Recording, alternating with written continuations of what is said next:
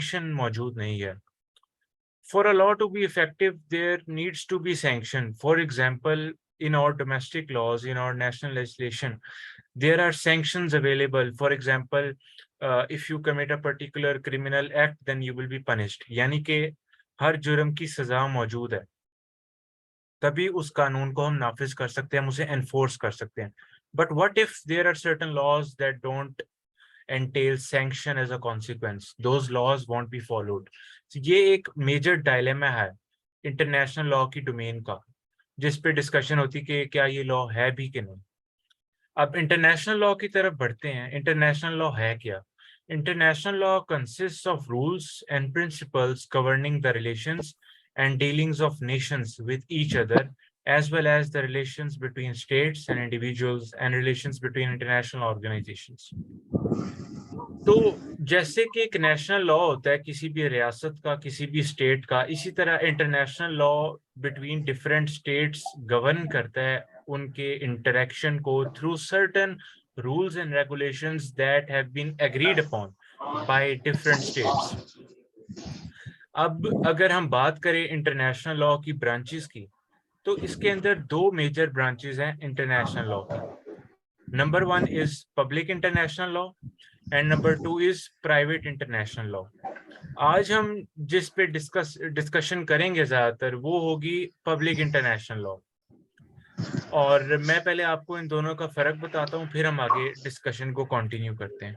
जो public international law है, it concerns itself only with question of rights between several Nations और citizens और subjects of other Nations. Kindly जो participants हैं उनसे रिक्वेस्ट है कि अपने माइक ऑफ कर लें ताकि बाकी जो स्टूडेंट्स हैं उन तक भी आवाज क्लियरली पहुंच सके और डिस्टॉर्शन हो. Thank you. अच्छा, जैसे मैंने भी आपको पब्लिक इंटरनेशनल लॉ का बताया, यानी कि ये वो डोमेन है कि जिसके अंदर आप डिफरेंट नेशंस के दरमियान गवर्न करते हैं through the laws agreed by different states and nations. अब प्राइवेट इंटरनेशनल लॉ क्या है? Private international law private citizen से डील करता है और इसमें स्टेट्स इन्वॉल्व नहीं होती. इसको हम कॉन्फ्लिक्ट ऑफ लॉज भी कहते हैं. So basically, it deals with the controversies between private persons, and also in common law jurisdiction, it is referred to as conflict of laws. इसकी मैं आपको एक मिसाल देता हूँ. एक आदमी है, वो अपना केस पाकिस्तान में भी करता है और बाहर भी करता है. अब उसने बाहर भी केस किया पार्टी के खिलाफ, तो उसके हक में हो गया. अब वो पार्टी पाकिस्तान आ गई है, उसने उस जजमेंट को पाकिस्तान में एनफोर्स करवाना है. तो अब देखा जाएगा कि क्या स्टेट ऑफ पाकिस्तान का, स्टेट ऑफ यूएस या ब्रिटेन जहां वो बाहर रहता था, उसके साथ कोई ट्रीटी एग्रीमेंट होया हुआ है कि हम आपकी जजमेंट्स को एनफोर्स करवाएंगे, जैसे हमारे ब्रिटेन के साथ है.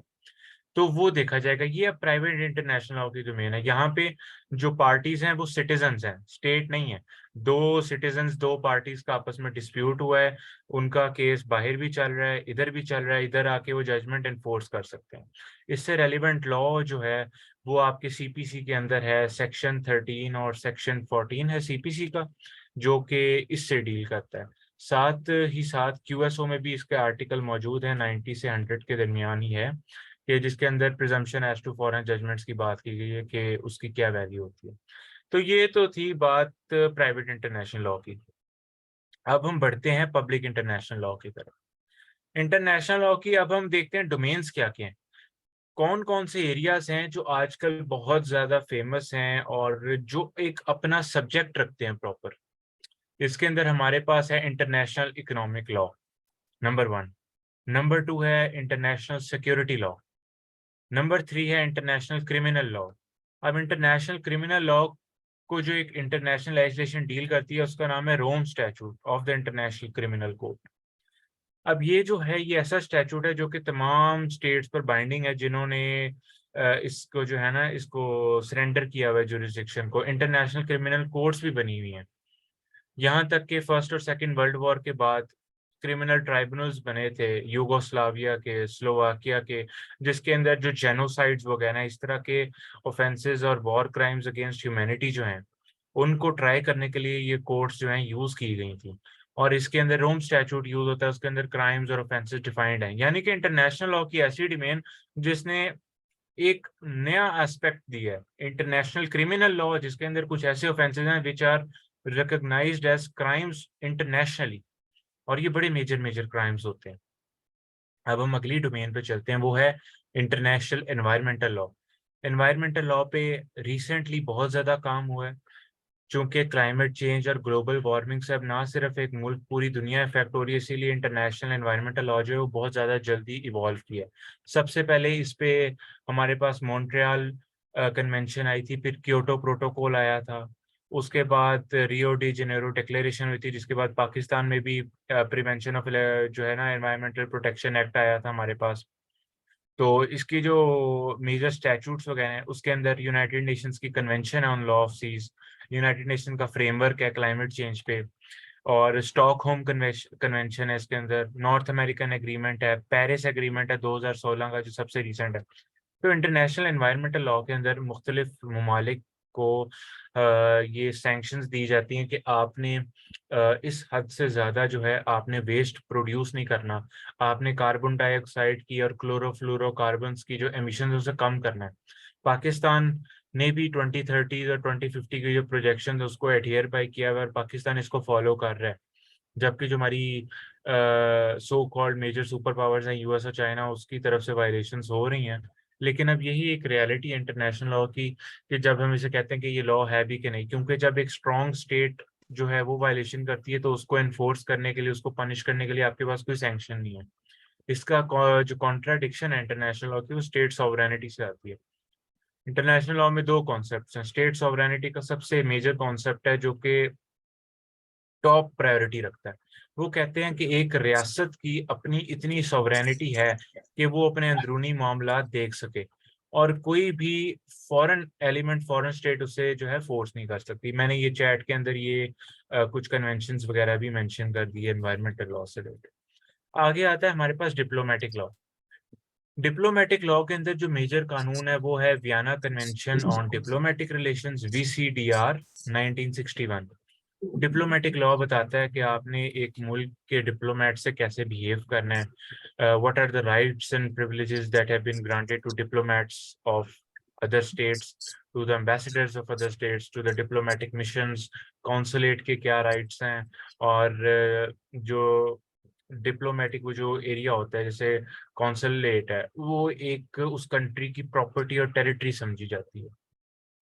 तो ये जो वियना कन्वेंशन है, वीसीएलटी, मैंने आपसे जैसे बताया, तो वो उससे डील करता है। अब हमारे पास जो अगला आता है वो है इंटरनेशनल ह्यूमैनिटेरियन लॉ, आईएचएल।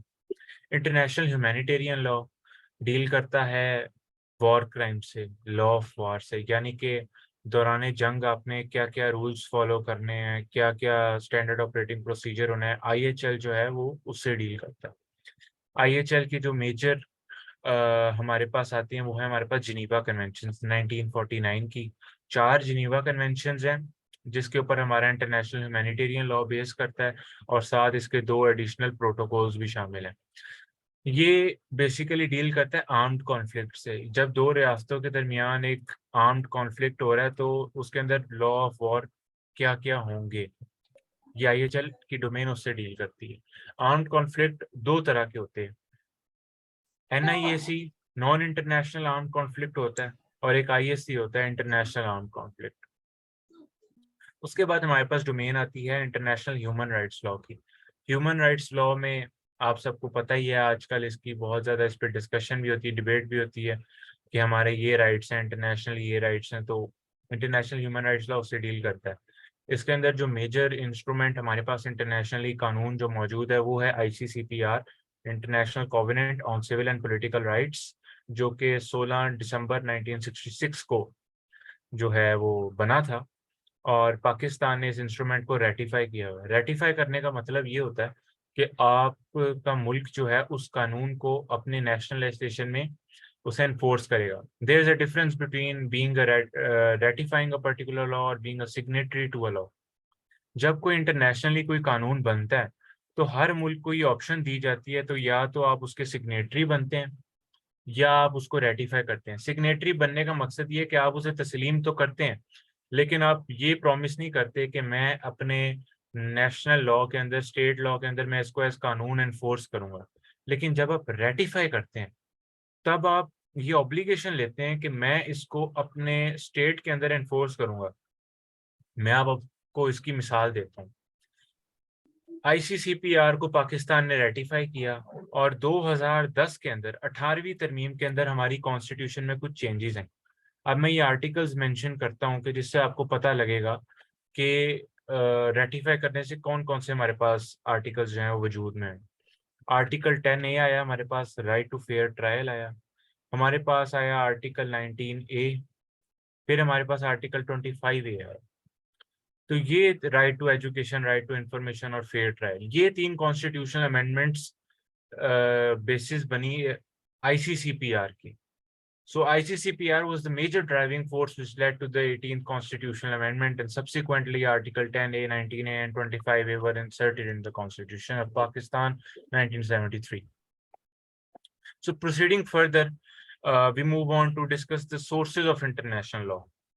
अब आपने अगर इंटरनेशनल लॉ के सोर्सेज देखने हैं तो वो आपको प्रोवाइड किए गए हैं statute of the international court of justice, ICJ statute है।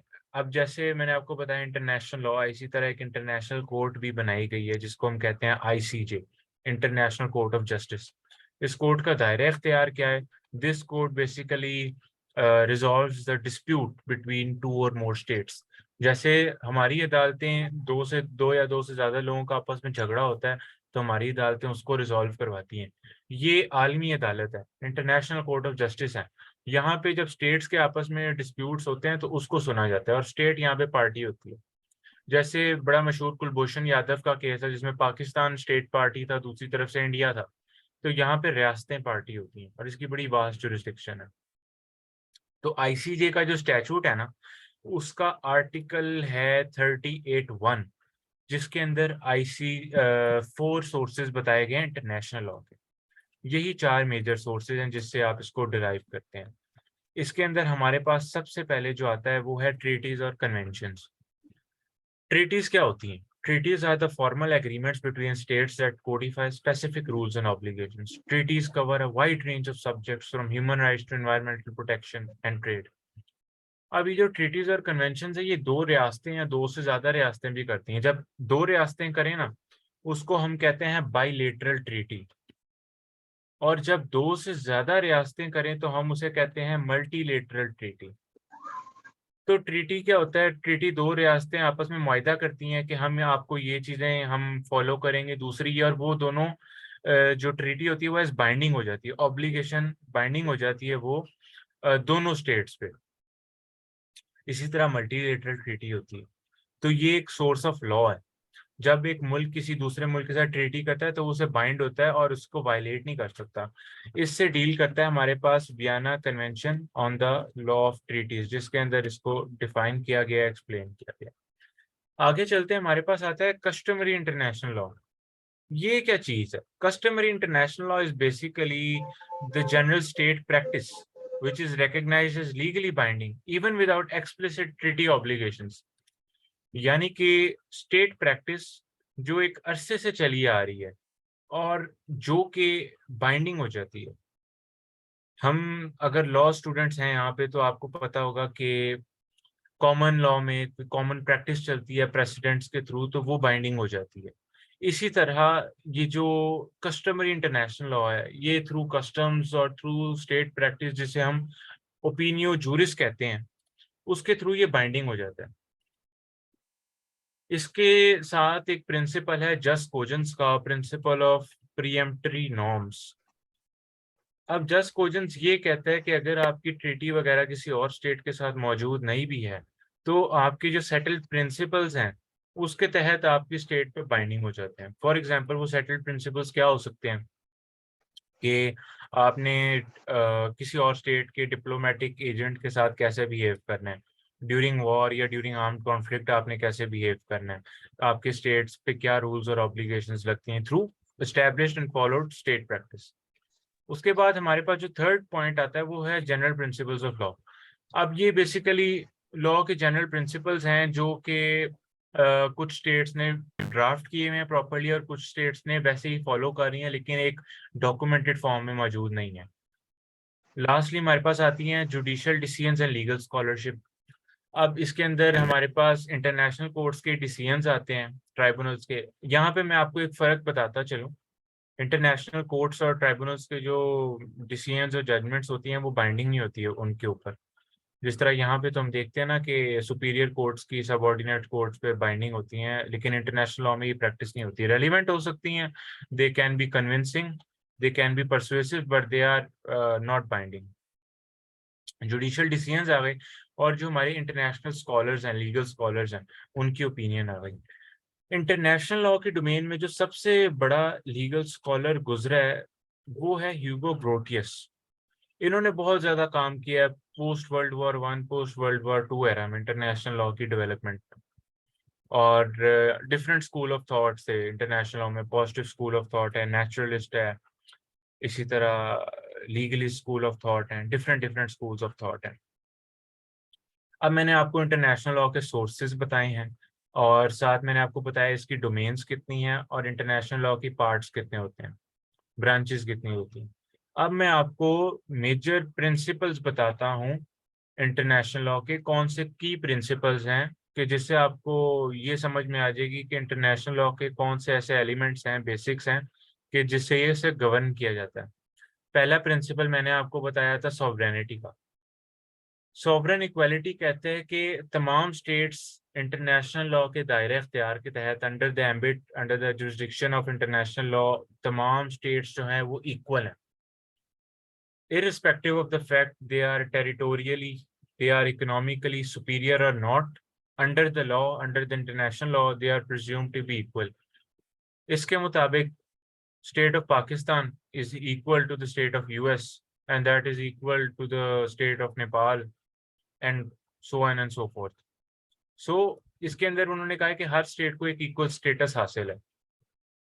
और इसके साथ सेकंड प्रिंसिपल है नॉन इंटरवेंशन का, जो कि मैंने आपको बताया कि सॉवरेनिटी का बहुत इंपॉर्टेंट फीचर है।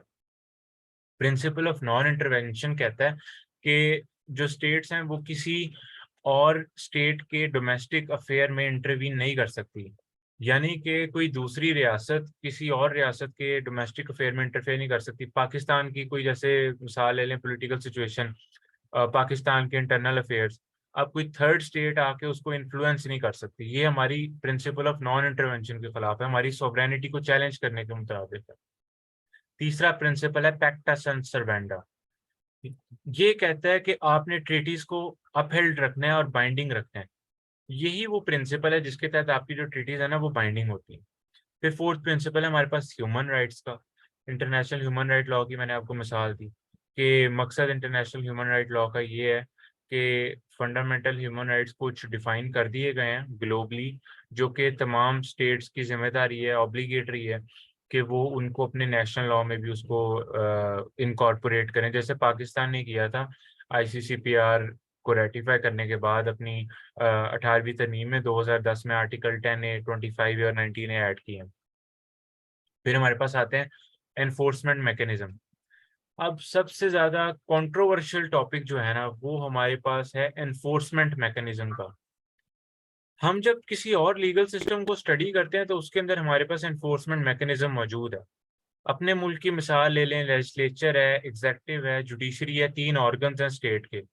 जुडिशरी कोई फैसला देती है, एग्जेक्टिव उसे एनफोर्स करवाती है, आपके पास एक मैकेनिज्म मौजूद है। लेकिन इंटरनेशनल लॉ में इस तरह का एनफोर्समेंट मैकेनिज्म एक तौर से मिसिंग है। एक हमारे पास इंटरनेशनल ऑर्गेनाइजेशन है जिसके अंदर ये मैकेनिज्म मौजूद है, उसको हम कहते हैं यूनाइटेड नेशंस। यूनाइटेड नेशन से पहले थोड़ी सी इसकी हिस्ट्री बताता चलूं, इससे पहले लीग ऑफ नेशंस के आम में आई थी फर्स्ट वर्ल्ड वॉर के बाद 1919 में, जिनमें मुख्तलिफ मेजर स्टेट्स इकट्ठा हुई थी और उनका मकसद ये था कि हम दूसरी जंग अजीम को प्रिवेंट कर सकें। War is not the solution and we have to prevent war at all cost. लेकिन लीग ऑफ नेशंस नाकाम हुई और दूसरी जंग अजीम भी छिड़ गई 1939 से 1945 तक। So after the second world war there came the United Nations. United Nations वजूद में आई, जहां फिर नेशंस ने फैसला किया कि हम मिल के इकट्ठे होके हम जो है चलेंगे और हम अवॉइड करेंगे किसी भी किस्म की वॉर को, किसी भी किस्म की लड़ाई को। यूनाइटेड नेशंस के 5 से 6 प्रिंसिपल ऑर्गन्स हैं, जिसमें सिक्योरिटी काउंसिल है, यूनाइटेड नेशंस जनरल असेंबली है, ट्रस्टीशिप काउंसिल है, United Nations social and economic council है, सेक्रेटेरिएट है, और इस तरह से एक और है। सो जो यूएनएससी है ना, United Nations Security Council, that is responsible to serve as the enforcement mechanism. यानी कि आईसीजे की जो जजमेंट्स आती है, मैं अब आपको मशहूर केस निकारागुआ का बताता हूँ, the state of US versus Nicaragua. आप इसको स्टडी कीजिएगा, ये बड़ा लैंडमार्क केस है। इसके अंदर क्या हुआ था कि इंटरनेशनल कोर्ट ऑफ जस्टिस ने यूनाइटेड स्टेट्स के खिलाफ फैसला दे दिया। अब आपको पता है सिक्योरिटी काउंसिल में 5 परमानेंट मेंबर्स हैं, बाकी नॉन परमानेंट मेंबर्स हैं। परमानेंट मेंबर्स में यूनाइटेड स्टेट्स शामिल है, ग्रेट ब्रिटेन है, चाइना है, रशिया है। तो ये जो मेजर स्टेट्स थी ना, ये सिक्योरिटी काउंसिल में वीटो करने की पावर रखती हैं। अब ये जो पावर ऑफ वीटो है, ये एक मेजर इंसेंटिव था स्टेट्स के लिए। स्टेट्स यूनाइटेड नेशंस में क्यों है, यूएसए का क्या इंसेंटिव है इसमें? उनको नजर आया कि हमें वीटो का इख्तियार दिया है, कोई भी फैसला उनके खिलाफ होता है वो वीटो कर देते हैं। तो इससे साबित होता है कि ये इतना इफेक्टिव नहीं है। लेकिन दूसरा जो इसका फायदा ये होता है कि इससे अभी तक जो वर्ल्ड वॉर है वो रुकी हुई है। रुकी इसलिए हुई है कि कोई भी मसला होता है, कोई पार्टी वीटो कर देती है, उसको डिस्कस कर लेते हैं। अब जो केस है यूएस वर्सेस निकारागुआ, इस केस के अंदर ये हुआ था कि आईसीजे ने यूएसए के खिलाफ फैसला दे दिया कि आपने जो है इंटरवेंशन की थी और आपने ये चीजें यूज की हैं, कॉम्बैटेंट्स को आपने सप्लाई किया। निकारागुआ के अंदर ना इन्होंने ना एक किस्म की सिविल वॉर करवा दी थी, रिबेलियन करवाया था। वहां के जो बागी थे ना, उसको यूएसए आर्म्स सप्लाई कर रहा था। यूएसए ने कहा मैं ये नहीं कर रहा। जब ये एंड पे फैसला हुआ तो कोर्ट ने कहा कि भाई यूएसए ने किया है। और जब फैसला यूएसए के खिलाफ एनफोर्स करने की बारी आई तो वो चला गया फैसला सिक्योरिटी काउंसिल। यूएसए खुद सिक्योरिटी काउंसिल का परमानेंट मेंबर है। अब आप बताएं, आपके खिलाफ फैसला हो और एनफोर्स करने वाली पार्टी आप खुद हो, तो क्या आप अपने खिलाफ खुद फैसला एनफोर्स करवा सकते हैं? नहीं करवाएंगे। यही हुआ, उस केस का फैसला आ गया, लेकिन उस अदालती फैसले की कोई इज्जत ही नहीं, क्योंकि एनफोर्समेंट करने वाली पार्टी खुद उसने वीटो कर दिया। ये कोई मेजर फ्लॉज और ड्रॉबैक्स हैं इसके। उसके बाद हम बात करते हैं डिप्लोमेसी की। इंटरनेशनल लॉ की तरक्की के बाद diplomatic relations, diplomatic negotiations, dispute resolutions ने बहुत ज़्यादा डेवलपमेंट की। और इसीलिए जो डिप्लोमेसी है उस पर बड़ा हम स्ट्रेस करते हैं कि आप जो है जंग करने से पहले स्टेट्स आपस में बैठें, डिप्लोमेटिकली अपने डिस्प्यूट्स को हल करें। इंटरनेशनल कोर्ट्स एंड ट्राइब्यूनल्स मैंने आपको उसको डिस्कस कर दिया है। यूनाइटेड नेशंस भी मैंने आपको बता दिया। अगला पॉइंट हमारे पास आता है सिग्निफिकेंस इन कंटेम्प्रेरी ग्लोबल अफेयर्स, यानी कि इंटरनेशनल लॉ की आज के दौर में 21st सेंचुरी में इसकी क्या अहमियत है। इसकी अहमियत मैंने आपको बताई कि स्टेट्स को वॉर पे जाने से रोकता है, ग्लोबलाइजेशन का दौर है। और आपने जैसे कोविड एरा देखा है, कोरोना आते ही पूरे दुनिया ने इससे इफेक्ट किया। इस दौर में बहुत सी स्टेट्स ने आपस में ट्रीटी साइन किए, आपस में प्रोटोकॉल साइन किए, आपस में एग्रीमेंट्स करके मेडिसिन को ट्रांसफर जो है ना उसको इंपोर्ट एक्सपोर्ट किया है, ट्रेड किया है इंटरनेशनली, और बहुत से डीलिंग्स की हैं। तो स्टेट्स अब आज के दौर में इकट्ठा चलना चाह रही हैं, ना कि लड़ाइयाँ करना चाह रही हैं। स्टेट्स चाह रही हैं कि हम आपस में कोऑपरेट करें। स्टेट्स इकट्ठी होके सब स्टेट्स ने इस एंडेमिक से लड़ें, और उन्होंने फिर वैक्सीनेशन बनाई, ग्लोबली चला। तो इसका बहुत इंपॉर्टेंट रोल है आगे भी आने वाले फ्यूचर में।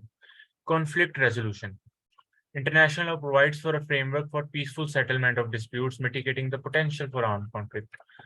जैसा कि यूएन के बाद अब इंटरनेशनल लॉ का फोकस ये है कि भाई जंग पे हर जरूरी नहीं थोड़ी सी आपकी लड़ाई हो आप जंग पे निकल जाएं, उससे पहले कॉन्फ्लिक्ट रेजोल्यूशन कर सकते हैं। मैं United states institute of peace के साथ एफिलिएटेड भी रहा हूँ, उनसे मैंने कुछ कोर्सेज भी किए हैं। तो मुझे फर्स्ट हैंड एक्सपीरियंस मिला है देखने को कॉन्फ्लिक्ट रेजोल्यूशन के हवाले से। उन्होंने हमें कुछ केस स्टडीज भी बताई थी, कोसोवो रीजन की, रवांडा साइड की, जो बिल्कुल जिन स्टेट्स के अंदर जेनोसाइड वगैरह हुआ है, कि वहाँ पे कॉन्फ्लिक्ट रेजोल्यूशन कैसे करवाते हैं, कॉन्फ्लिक्ट को मिटिगेट कैसे करवाते हैं। करते ये हैं कि यूएन वाले अपना पीस कीपिंग मिशन भेजते हैं दोनों पार्टीज को। जैसे कोई टेररिस्ट ग्रुप है, कॉम्बैटेंट ग्रुप है, कोई बागी लोग हैं, उनसे पहले मिलते हैं, उनके साथ डिस्कशन करते हैं, नेगोशिएशन करते हैं, फिर जो अवाम होती है उसके साथ डिस्कशन करके सुलह सफाई का रास्ता निकालते हैं। सो इसको हम कॉन्फ्लिक्ट मिटिगेशन और कॉन्फ्लिक्ट मैनेजमेंट कहते हैं। उससे पहले जो स्टेज है उसे हम कहते हैं कॉन्फ्लिक्ट एनालिसिस। हमारे यहाँ सबसे बड़ा फुकदान ये है कि हमें पता ही नहीं कि हमारा झगड़ा किस बात पे है। कॉन्फ्लिक्ट एनालिसिस कहता है कि पहले आप आइडेंटिफाई करें कि आपका कॉन्फ्लिक्ट है क्या, आपका झगड़ा किस बात पे है। पीस कीपिंग मिशन, जब यूएन ने हमें कोई टास्क दिया था कि आप इसको स्टडी करें, तो हमें पीस कीपिंग मिशन भेजा गया, उन्होंने हमें रिपोर्ट्स भेजी कि हम लोग यहाँ यहाँ गए हैं, और उन्होंने फिर हमसे सजेशंस मांगी कि आप बताएं हम इन लोगों से क्या डिस्कस करें। फिर हमने उन्हें ड्राफ्ट करके भेजा था कि सर आप इनसे ये क्वेश्चनेयर करें, आप इनसे ये चीज़ें पूछें और आप डिस्कस करें इस तरह से। तो पहले होता है कॉन्फ्लिक्ट एनालिसिस, पहले आप आइडेंटिफाई करते हैं कि आपका कॉन्फ्लिक्ट क्या है, झगड़ा क्या है। फिर होता है कॉन्फ्लिक्ट मिटिगेशन, कि उस झगड़े को हमने सुलझाना कैसे है, how are we going to resolve this conflict. उसके डिफरेंट मोड्स हैं, मीडिएशन है, नेगोशिएशन है, आर्बिट्रेशन है, कंसिलिएशन है, so on and so forth. तो ये भी बड़ा एक इम्पॉर्टेंट एस्पेक्ट है, और ये यूएन के बाद पीस कीपिंग मिशंस वो भेजते हैं। फिर है ट्रेड और कॉमर्स। इंटरनेशनल ट्रेड लॉ बहुत बड़ी डोमेन है, और बड़ी ऑर्गेनाइजेशंस हैं, जैसे आईएमएफ है, वर्ल्ड ट्रेड ऑर्गेनाइजेशन है, वर्ल्ड बैंक है, ये इंटरनेशनल ट्रेड भी रेगुलेट कर रहे हैं। और इंटरनेशनल ट्रेड लॉज भी मौजूद हैं कि कौन सा इंटरनेशनली कंट्रीज ने, जब एक मुल्क ने दूसरे मुल्क से ट्रेड करनी है तो कौन कौन सी चीज़ों का उसने ख्याल रखना है, और कौन कौन से लॉ मौजूद हैं, कौन कौन सी राइट्स और प्रिविलेजेस हैं जो उस कंट्री को हासिल हैं। उसके बाद हमारे पास कुछ केसेस हैं जो मैं आपसे शेयर करता हूँ, फिर हम उन केसेस को डिस्कस करते हैं लास्टली, ताकि आप लोगों को थोड़ा सा आइडिया हो जाए कि ये इंटरनेशनल लॉ वर्क कैसे करता है। मैं आप लोगों के साथ इसका जो है ना वेबसाइट का लिंक भी मैं 1 मिनट शेयर कर देता हूँ आपको, ताकि आप लोगों को पढ़ने में आसानी हो।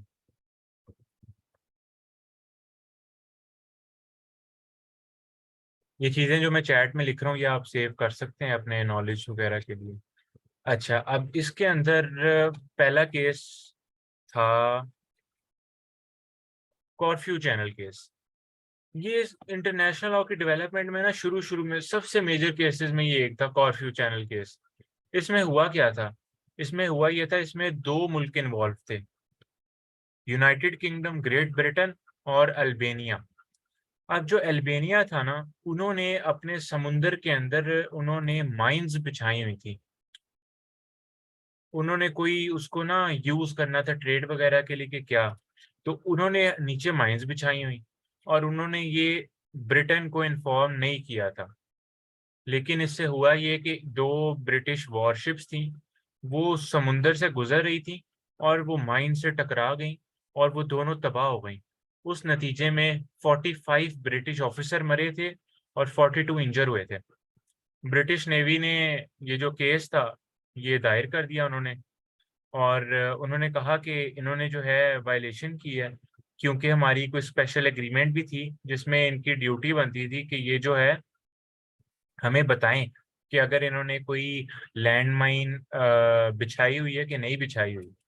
इसके ऊपर कोर्ट ने ये हेल्ड किया कि जी अल्बेनिया की लाइबिलिटी बनती थी, और अल्बेनिया को जो है वो उसने डैमेजेस दिए थे, और इसीलिए इसको हम कॉर्फ्यू चैनल केस कहते हैं। पहले इस पे फड्डा भी था कि ये जो कॉर्फ्यू चैनल है ये अल्बेनिया की ज़मीन है, अल्बेनिया की इस पे जुरिस्डिक्शन बनती है या यूके की बनती है, ये भी एक डिस्प्यूट था।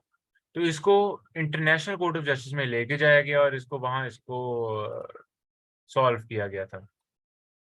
दूसरा केस बड़ा इंपॉर्टेंट, एसएस लोटस केस। अब इसके अंदर हुआ ये था, एसएस लोटस केस के अंदर फ्रेंच एक स्टीमशिप थी और एक टर्किश वेसल थी। अब हुआ ये कि दोनों टर्किश वेसल और फ्रेंच शिप जो थी ये आपस में कोलाइड कर गई, तो उसके नतीजे में बहुत से जो 8 टर्किश लोग थे वो डूब गए इसकी वजह से। अब इसके अंदर हुआ ये कि जब ये दोनों रियासतों के अंदर ये जो एक फ्रेंच शिप थी और एक थी टर्किश वेसल, जब दोनों कोलाइड कर गई तो टर्की के 8 लोग मर गए। वो टर्किश ने कहा कि भाई इन्होंने हमारे 8 बंदे मारे हैं, तो ये जो फ्रेंच वेसल है इसको और जो फ्रेंच इनका कैप्टन था, इसको हम हमारी कोर्ट्स ट्राई करेंगी। इंटरनेशनल कोर्ट ऑफ जस्टिस में फ्रांस वाले ये मामला लेके चले गए। उन्होंने कहा सर इसके अंदर हर मुल्क की अपने हद तक जुरिस्डिक्शन होती है। No country has the right to exercise its jurisdiction beyond its limit. उन्होंने यहाँ पे ये तक डिफाइन किया, जो हमारे मुल्क की जैसे कोई शिप है ना बाहर, वो पाकिस्तानी टेरिटरी है, उसके अंदर अगर एक बंदा ट्रेवल कर रहा है, समझा जाएगा कि वो पाकिस्तान के अंदर है। ये आपको पीपीसी के अंदर भी शुरू की क्लॉजेज में डेफिनेशन में मिलेगा। तो ये इसी तरह इस केस के अंदर उन्होंने कहा कि फ्रेंच की जो शिप है वो फ्रांस वालों की थी, और आपको कोई हक नहीं बनता इनको ट्राई करने का। इंटरनेशनली वो उसको चैलेंज कर सकते हैं, लेकिन वो अपने तौर पे इस केस को ट्राई करके फैसला और सजा नहीं दे सकते। इसी तरह बड़े इंपॉर्टेंट केसेस हैं। Iran US hostage crisis case है। इसके अंदर ये हुआ था कि ईरान के अंदर यूनाइटेड स्टेट्स की एम्बेसी थी, इस उसको 4 नवंबर के अंदर 4 नवंबर से पहले ना 1 साल तक 1979 से 80 तक 80-81 तक 60 अमेरिकन को इन्होंने हॉस्टेज बना के रखा हुआ था, टेररिस्ट ने, ईरानियन। तो यूनाइटेड स्टेट्स ने फिर एप्लीकेशन फाइल की थी कोर्ट में कि हमारी जो एम्बेसी है उसको प्रोटेक्शन दी जाए, और ईरान ने अपनी जो डिप्लोमेटिक लॉज हैं, जैसे मैंने आपको मेंशन किया वियना कन्वेंशन है डिप्लोमेटिक रिलेशंस में, उसको वायलेट किया ईरान ने। इसके ऊपर कोर्ट ने फिर कहा और ईरान पे सैंक्शंस लगाई कि ईरान ने जो है वो अपनी वायलेशंस की हैं। 60 अमरीकी लोग थे जिनको यरगमाल बनाया हुआ था for 440 days to be precise. तो इस केस के तहत भी ईरान को जो है सैंक्शंस फेस करनी पड़ी थी, और उसको जो है डैमेजेस भी हुए थे।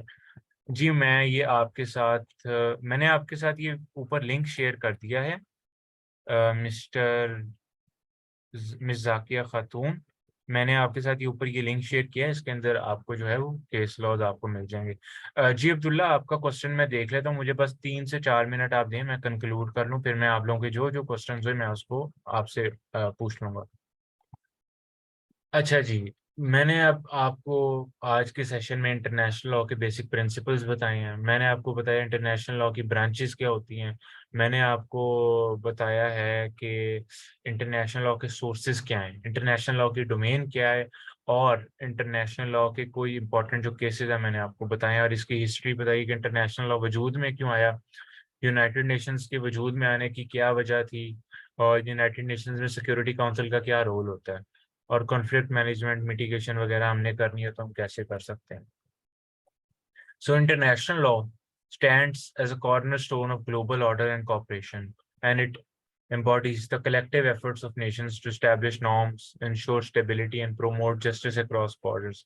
While challenges persist in its enforcement, the continued evolution of international law remains essential for navigating the complexities of an increasingly interconnected and interdependent world. So, as nations collaborate with each other to address pressing global issues, the principles and mechanisms of international law will continue to shape. वक्त के साथ साथ globalisation के साथ साथ international law भी evolve करेगा, and I hope कि हम देखें इंटरनेशनल लॉ को कुछ सैंक्शंस, कोई इन्फोर्समेंट मैकेनिज्म आए कि जिसके तहत जो है इसको और इफेक्टिव बनाया जा सके। लेकिन अगर ये मानते हुए भी कि इसके अंदर एनफोर्समेंट मैकेनिज्म नहीं है, स्टिल ये इतना अच्छा पीस ऑफ लेजिस्लेशन और डेवलपमेंट है कि इसने तमाम नेशंस को अक्रॉस द वर्ल्ड इसने एक रोड मैप दे दिया है कि जिससे नेशंस जो हैं वो ये देख सकती हैं कि हमने कैसे एक दूसरे से इंटरेक्ट करना है, हमने कैसे आपस में बिहेव करना है। So that's it for today. और आप लोगों के जो क्वेश्चंस हैं वो फिर अब आप काइंडली मेरे से पूछ सकते हैं एक एक करके।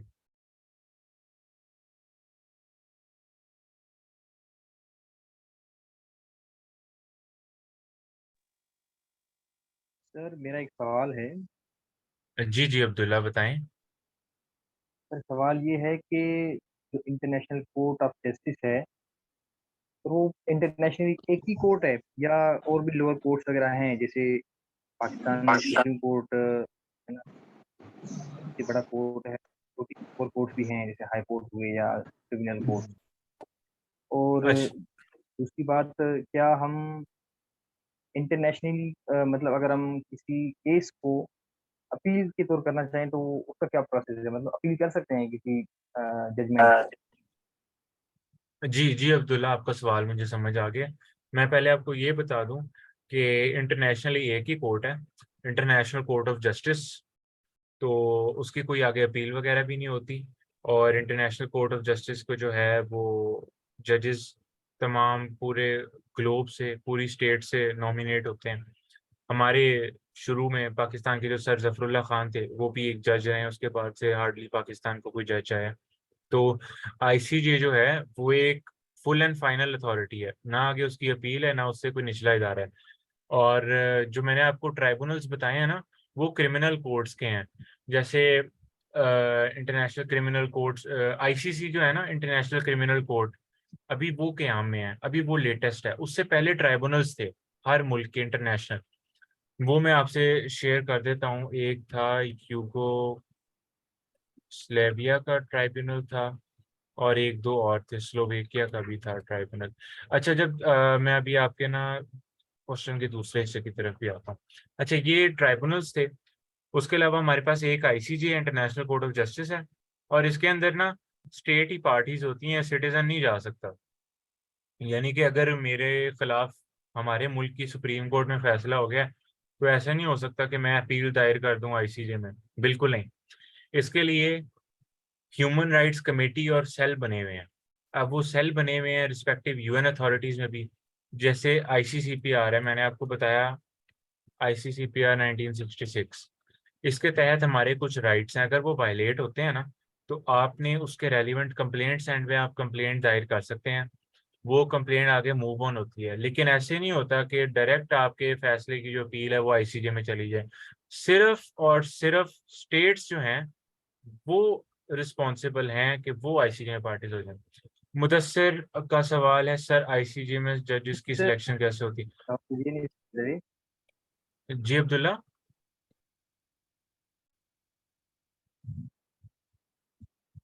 सर मैंने कहा मेरा सवाल ये नहीं था कि हम पाकिस्तान में फॉर एग्जाम्पल सुप्रीम कोर्ट की केस को किस तरह अपील कर सकते हैं इंटरनेशनल कोर्ट जैसे में।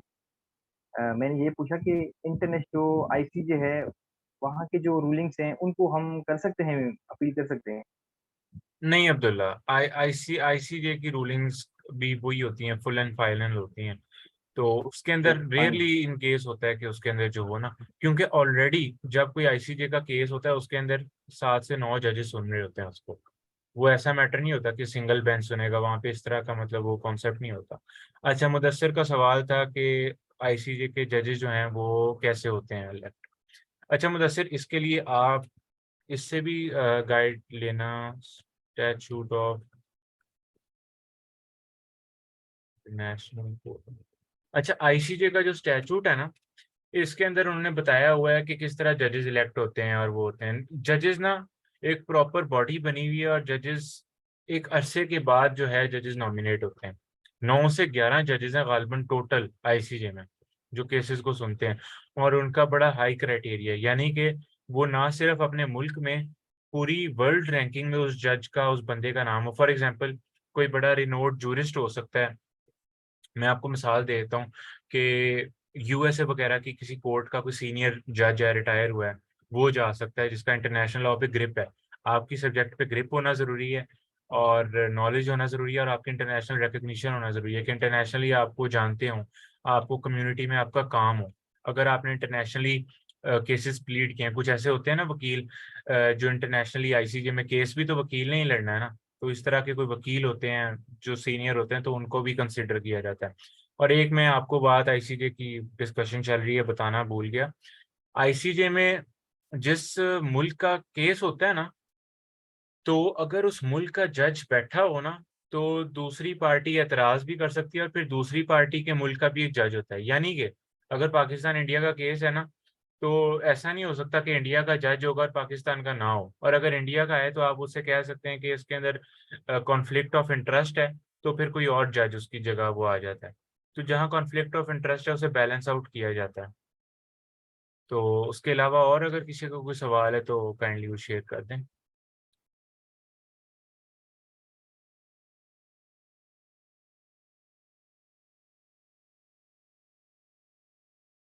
सर इंटरनेशनल और ट्रू लॉ है तो एनफोर्समेंट मैकेनिज्म।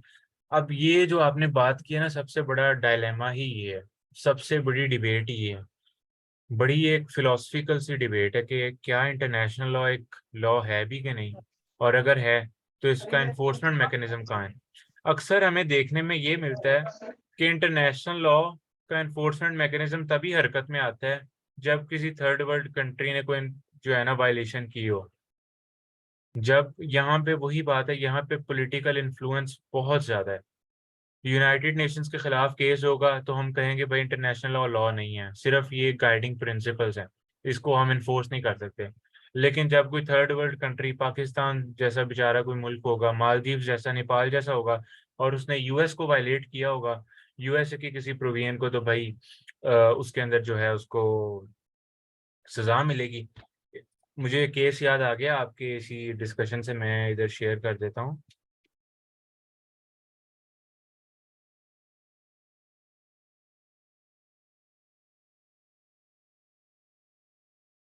ये केस है यूनाइटेड स्टेट्स और कनाडा के दरमियान। इसके अंदर हुआ था यूनाइटेड स्टेट्स के अंदर ना, उसके एंड पे ही, आपको पता है दोनों साथ साथ हैं रियासतें, कनाडा के साथ जो बॉर्डर लगता था ना, उधर एक स्मेल्टर फैक्ट्री थी, और वो फैक्ट्री धुआं छोड़ती थी। धुआं इतना उसने छोड़ा कि पूरी जो है ना वो स्टेट में फैल गया, पूरे वो रियासत में वो फैल गया। मेरे ख्याल से वॉशिंगटन डीसी में फैला था, कनाडा की वो थी। तो आप इसके फैक्ट्स देख लीजिएगा। उसमें कोई मिलियंस ऑफ डॉलर्स के डैमेजेस दिए हैं आईसीजे ने।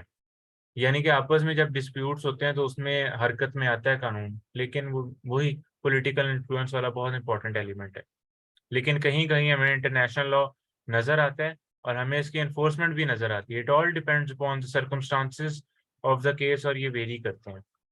सो that's the answer to your question. और अगर किसी और का कोई क्वेश्चन है तो पूछ सकता है। सर ये जो प्राइवेट लॉ है, private international law between two person right from different states, तो सर उनका ट्रायल कहाँ पे चलता है? अच्छा यार, प्राइवेट इंटरनेशनल लॉ के अंदर मैं आपको बताता हूँ। फॉर एग्जांपल, आपका किसी और पार्टी के साथ डिस्प्यूट है, आपने केस फाइल कर दिया यूके के अंदर। अब यूके की केस में आपका ट्रायल चल रहा है, क्योंकि वो पार्टी जो थी वो रहती यूके में थी, लेकिन आपकी जो प्रॉपर्टी का मामला है वो था लाहौर में। आपने यूके में उसके अपने हक में आपके फैसला हो गया। अब फैसला इन्फोर्स कहाँ करवाना है? पाकिस्तान में, लाहौर में। तो यहाँ प्राइवेट इंटरनेशनल लॉ आता है। When you have to enforce the judgment of one state, one country, and you have to enforce it in the jurisdiction of another state, another country, another city. For example, United kingdom, USA की कोई judgement आपके हक में आई, enforce करानी है लाहौर में। आपने करना ये है, आपने उसकी एप्लीकेशन मूव करनी है अंडर सीपीसी। आपने वो फॉरेन जजमेंट देनी है, और आपने कहना है कि ये मेरे हक में फैसला आया है, काइंडली आप इसको एनफोर्स कराएं, इसको एग्जीक्यूट करवाएं। तो वो एग्जीक्यूशन तब होती है।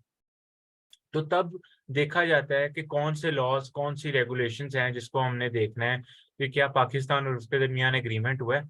अक्सर कंट्रीज के दरमियान एक ट्रीटी हुई होती है, वो ट्रीटी होती है बायलैटरल एनफोर्समेंट ऑफ जजमेंट्स की। कि अगर पाकिस्तान अगर ब्रिटेन कहता है, यूके कहता है कि भाई अगर पाकिस्तान में कोई फैसला आता है ना जो कि हम एनफोर्स करवाना चाहते हैं, तो वो आपने करना है। इसी तरह आपका फैसला हम एनफोर्स करवाएंगे।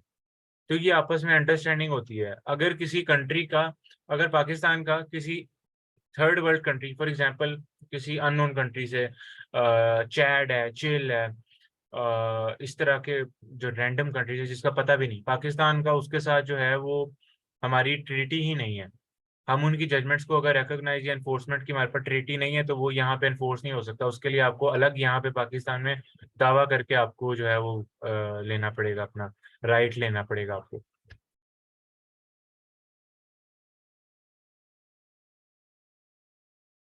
जी, और किसी का कोई क्वेश्चन?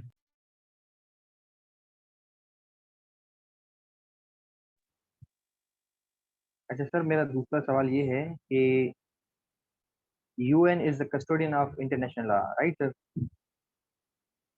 तो sir what about those countries which are not part of UN?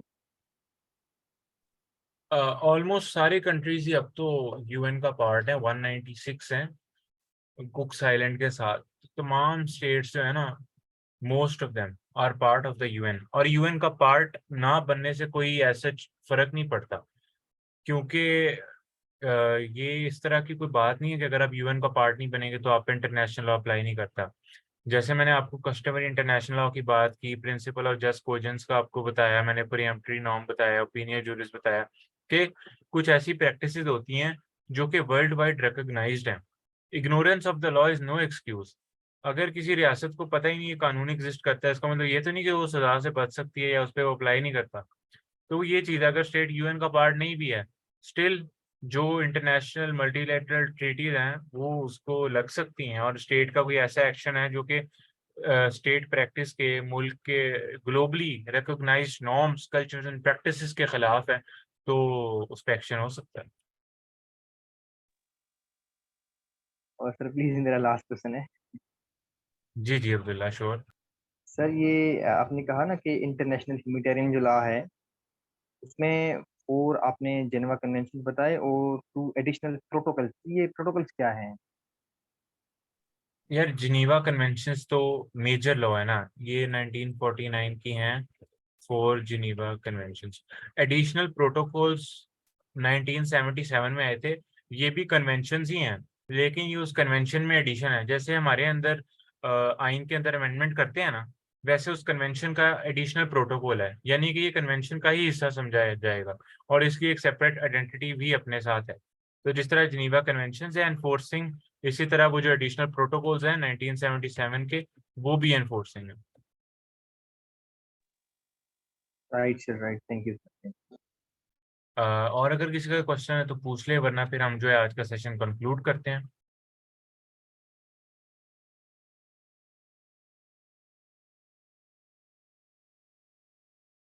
I guess किसी का कोई क्वेश्चन नहीं है। Thank you so much everyone for listening to me, for being such a wonderful audience. I hope we meet again, we meet soon.